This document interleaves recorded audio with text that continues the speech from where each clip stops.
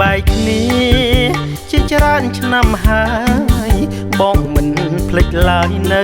អនុសាដែលយើងទាំងពីរបានសាងស្នេហាដូចព្រាំងចន្ទ្រាដែលមានរាំងស្មៃអូនត្រូវពុកម៉ែចាប់ឲ្យរៀបការនាំទុកសោកាចំពោះរូបស្រីបងដឹងចិត្តអូ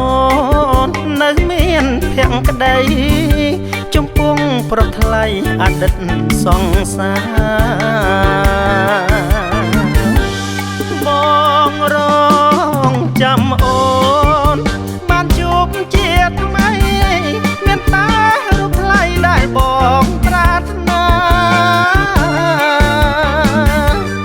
ចាំអូនជានិច្ច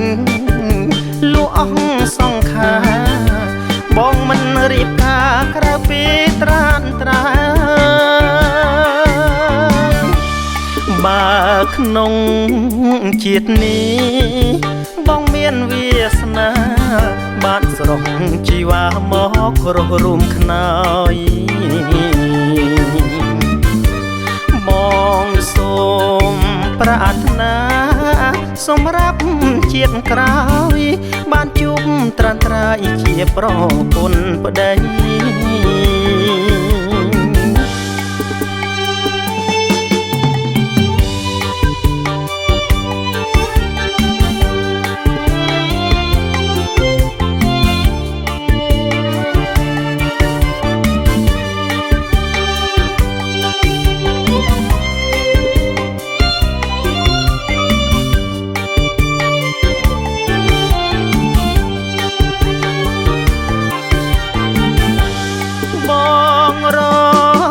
ចាំអូ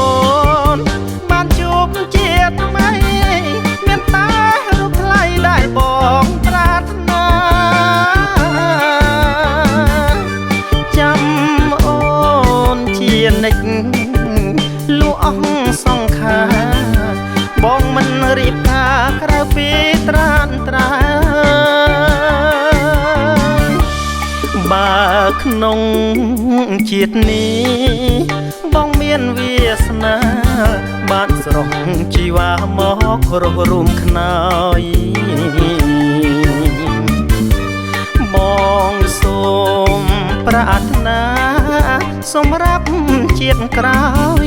បានជួបត្រានត្រាយជាប្រពន្ធប្តី